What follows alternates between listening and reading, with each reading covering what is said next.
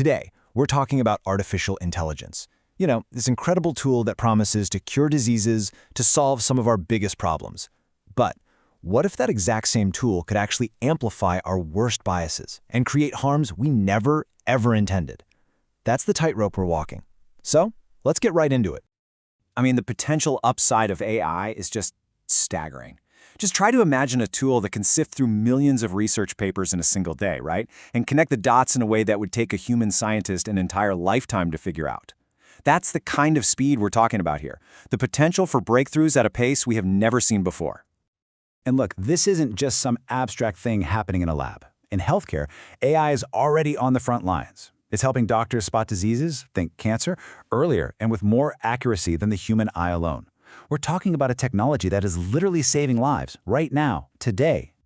But here's the big question, right? With all of this incredible power, are we really in control of it? Or are we accidentally building these AI systems in a way that they learn and then magnify the very biases and flaws that we as humans are trying to get past? Which brings us to our first section, the AI mirror. Let's take a look at how AI can reflect our own biases right back at us, but often in ways that are distorted and, frankly, pretty dangerous.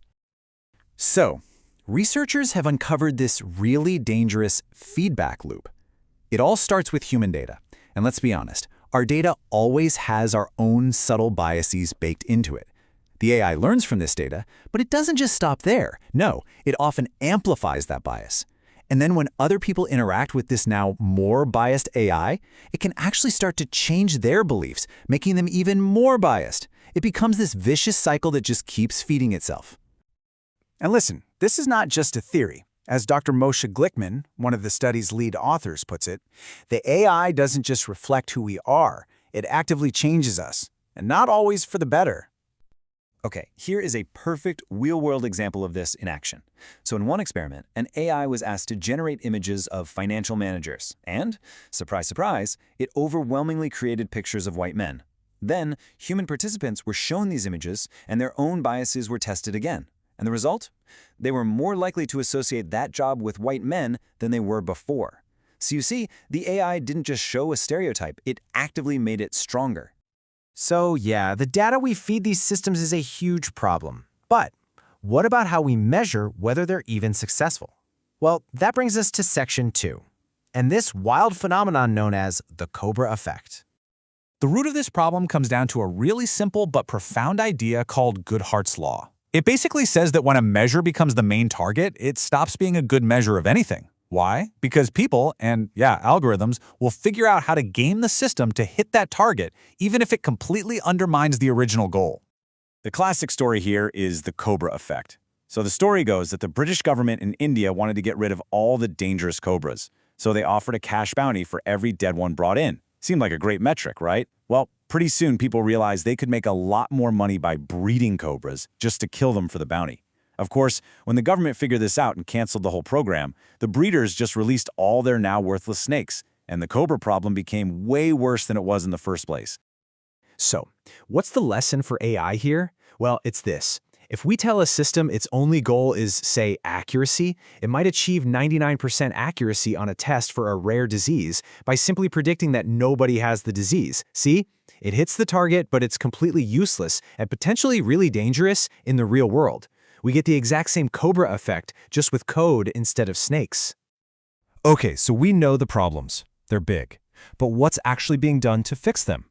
That takes us to Section 3, building the guardrails for AI safety.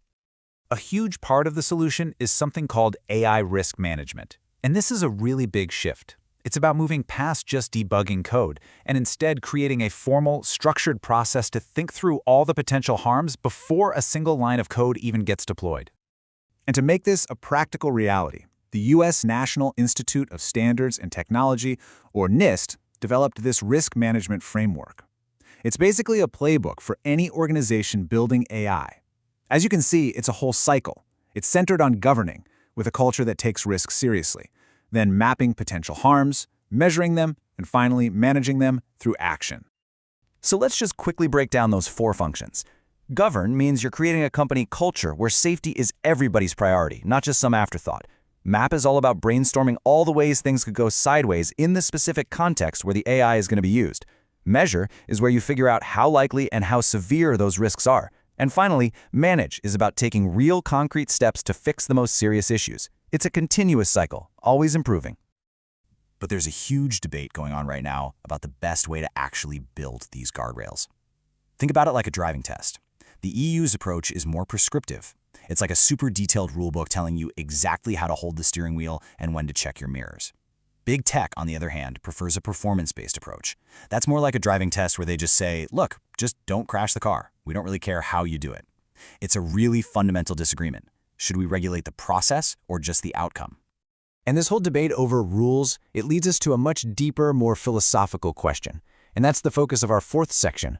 What if the core principle we're using is the thing that needs to change? You know, for years, the unofficial motto of Silicon Valley was move fast and break things. It was all about speed and disruption, above everything else. But a lot of people are now arguing for a massive shift to a principle that's borrowed from medicine. First, do no harm.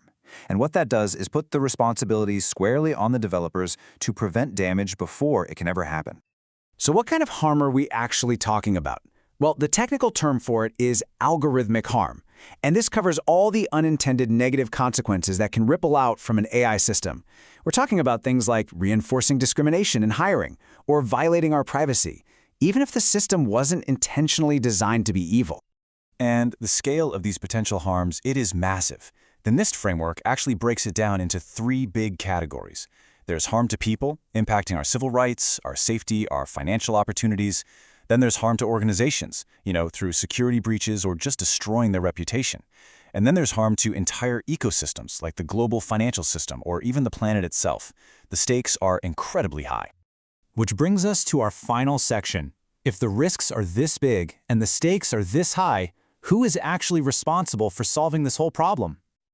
The short answer is pretty much everyone.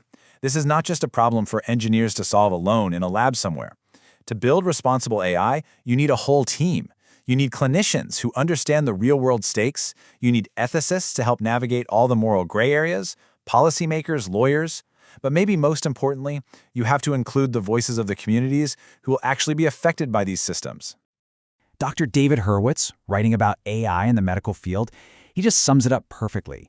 The challenges are way too complex for any one field to handle on its own. Collaboration isn't just a nice-to-have, it's an absolute necessity if we're going to get this right. And really, that's what it all comes down to. An AI system isn't some neutral, objective force of nature. It's a product of human choices, of human data, and of human values. It will always be a mirror of the society that builds it. So the final, and I think the most important question, is the one we have to ask ourselves. What kind of future are we coding for? Thanks for watching.